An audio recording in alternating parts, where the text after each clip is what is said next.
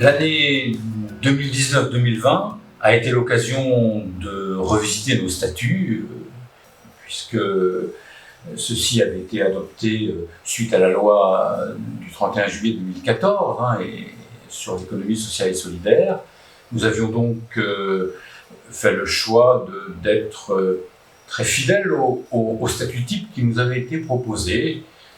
Nous avons pu constater au fil des années qu'il y avait un certain nombre de lourdeurs dans ces statuts et qu'au niveau des principes, il pouvait y avoir un certain nombre d'améliorations. Nous avons ouvert ce chantier avec un certain nombre de commissions jusqu'à cette Assemblée générale du 12 décembre 2019 où nous avons définitivement adopté ces nouveaux statuts. Alors on a modifié un certain nombre de choses puisque nous avons notamment touché à l'organisation des collèges, avec la volonté de mieux répartir le poids des familles, puisque notamment la famille associative, qui représente autour de 50% des adhérents, n'avait que 12% de représentation au sein du conseil d'administration. Donc nous avons modifié cette règle. Nous avons aussi touché à des principes, puisque nous avons revu les modalités de meilleure représentation paritaire au sein de ce conseil d'administration. Nous avons aussi revu la participation du représentant du personnel qui jusqu'ici n'avait pas voix délibérative au sein du conseil d'administration. Et puis surtout, nous avons travaillé à une meilleure représentativité des réseaux locaux, constituant un collège, de façon à ce que chaque département soit représenté au sein du conseil d'administration. C'est la capacité d'action de la CRES qui est forcément réinterrogée de cette manière-là et renforcée en élargissant les gens qui vont être amenés à prendre des décisions dans le sens de l'économie sociale et solidaire et de sa représentation territoriale, puisque c'était quand même un des objectifs extrêmement importants de cette révision des statuts. On en a profité pour un peu de toilettage, bien sûr, notamment une simplification des règles de vote qui étaient d'une rare complexité. Et donc, ça a été l'occasion de revenir à des modalités de fonctionnement beaucoup plus simples et beaucoup plus claires.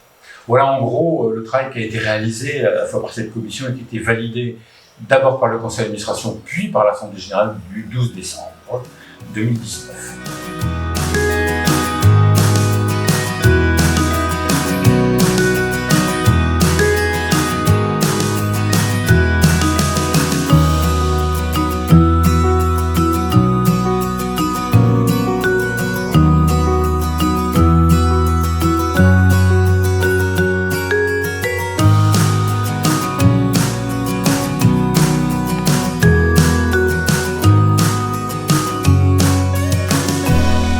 Nous avons une longue coopération entre le mouvement associatif et la CRES et qui s'est concrétisée notamment par une charte de partenariat en 2018. Et c'est en 2019 que nous avons mis en œuvre le contenu de cette charte et plus particulièrement le travail sur l'observation de l'emploi associatif. Nous avons d'une part apporté notre contribution à l'élaboration d'une note de conjoncture qui rend compte de l'évolution de l'emploi entre 2008 et 2017, et puis plus particulièrement un zoom sur les associations. Soulignons que dans la région des Pays de la Loire, nous avons 89 000 associations, dont 14% sont des associations employeuses qui représentent à cet égard 77% de l'ensemble de l'emploi dans l'économie sociale et solidaire. Ce travail de zoom sur la vie associative a été tout à fait important parce que pour la première fois, nous avons pu, entre la CRES et le mouvement associatif, travailler sur des bases communes permettant d'identifier ces emplois, et ça c'est particulièrement précieux, notamment pour le mouvement associatif, puisque ce travail-là nous permet de mieux connaître encore les associations et de mieux encore les accompagner, notamment dans la mise en œuvre des politiques publiques auxquelles elles collaborent. Et ce travail-là a notamment donné lieu lors de du lancement du mois de l'ESS, c'était en novembre 2019, à une conférence de presse où, conjointement, nous avons pu rendre compte de ce travail.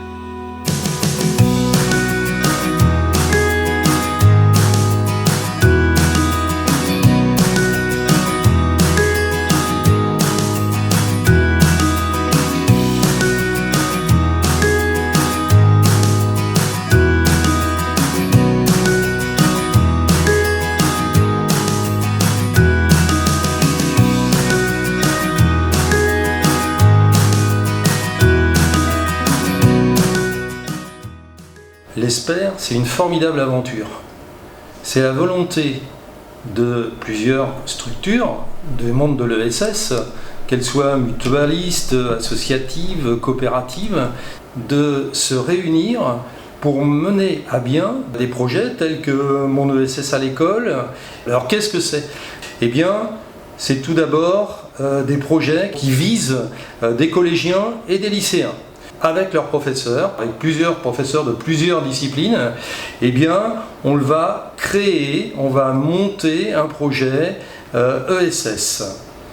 Le choix de l'ESPER s'est porté sur la région Pays de la Loire pour assurer le déploiement de mon ESS à l'école, car il s'agit d'une région qui travaille étroitement avec l'éducation nationale, qui a un fort intérêt pour l'économie sociale et solidaire, et qui soutient l'entrepreneuriat chez les jeunes, avec notamment leur dispositif Envie d'entreprendre, envie de créer, dans lequel la CRES y est investie depuis 2018.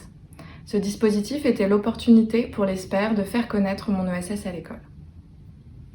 La CRES Pays de la Loire a été choisie pour assurer la coordination locale du dispositif Mon ESS à l'école pour plusieurs raisons. Tout d'abord, la CRES est établie à l'échelle régionale, ce qui lui permet d'accompagner en proximité tous les porteurs de projets Mon ESS à l'école. La CRES possède des compétences techniques dans le champ de l'éducation et dans l'accompagnement à l'entrepreneuriat en économie sociale et solidaire. Par ailleurs, la CRES et l'ESPER travaillent depuis de nombreuses années ensemble, ce qui a assuré que la CRES ait une très bonne connaissance du dispositif Mon ESS à l'école et qu'elle en partage ses valeurs et ses objectifs. Alors comment est-ce qu'on fonctionne sur les Pays de Loire ?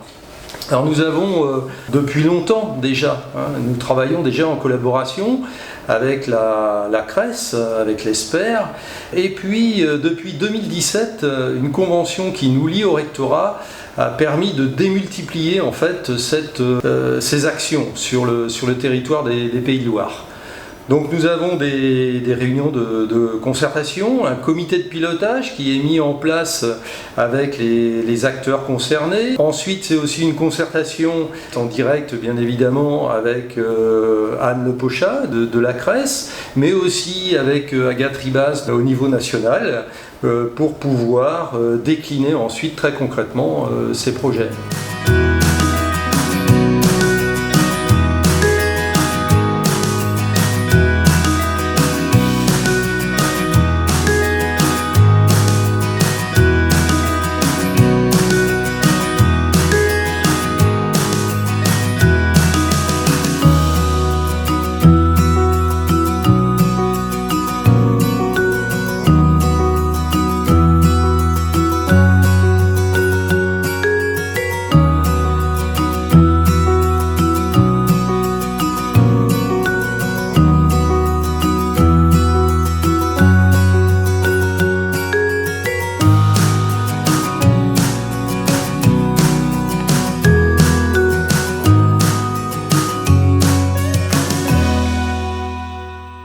L'objectif global de Cap Tiers-Lieux est de fédérer les énergies locales autour des tiers-lieux et de ses partenaires. Il nous paraissait important que la P53, le réseau de l'économie sociale et solidaire en Mayenne, s'associe à cette dynamique et participe au rayonnement social et durable des territoires ligériens. En tant que membre du comité de pilotage et référent en Mayenne du Cap Tiers-Lieux, l'APES 53 a un rôle d'accueil et d'information des porteurs de projets en création de tiers-lieux, coordonne l'accompagnement des tiers-lieux et anime le réseau local des tiers-lieux en Mayenne. Dans ce cadre, en Mayenne, nous avons organisé la rencontre départementale des tiers-lieux, où une trentaine de participants, des élus et des agents des collectivités, mais aussi des porteurs de projets, se sont réunis afin d'échanger ensemble sur les spécificités des tiers-lieux en milieu rural, mais aussi partager des expériences et se nourrir des expériences d'autres tiers-lieux des territoires voisins. Le projet de Totem est donc de réduire donc les inégalités alimentaires qui existent sur le territoire de Saint-Nazaire, donc en créant donc une épicerie solidaire qui a pour objectif donc de permettre à des personnes en difficulté d'accéder à des produits de qualité via une convention qu'on a passée avec le CCS de Saint-Nazaire, et aussi donc de réduire l'isolement social via un lieu d'échange donc qui se situe juste à côté de l'épicerie. Ensuite, donc, nous avons aussi souhaité que cette épicerie soit non stigmatisante, qu'elle soit ouverte à tous les publics. Il n'y a pas besoin d'adhésion, d'adhérer à l'association pour accéder à l'épicerie. Tout le monde peut venir. L'idée, c'est aussi de travailler en circuit court avec des producteurs locaux. En concernant donc, le dispositif Entreprendre dans les territoires, donc l'accompagnement par la CRES sur ce dispositif, ainsi que la CCI, la Chambre des métiers et la Chambre d'agriculture, donc ça nous a apporté beaucoup de choses, puisque via la CRES, notamment sur effectivement des recherches de fonds, des appels à projets. Ensuite, au niveau donc, de la CCI, nous avons beaucoup un accompagnement sur la communication, sur d'études de marché. La Chambre d'agriculture, elle, nous a permis de créer du lien avec les producteurs locaux. Et la Chambre des métiers, elle, nous a accompagnés donc, sur l'aspect plutôt effectivement local. La CRES a joué un rôle important au niveau de la coordination donc, de tous les participants. Ça nous a apporté énormément au niveau, je dirais, de la professionnalisation du projet. Et donc, effectivement, aujourd'hui, d'aboutir à un bel objet et un bel outil donc, pour la ville de Saint-Nazaire.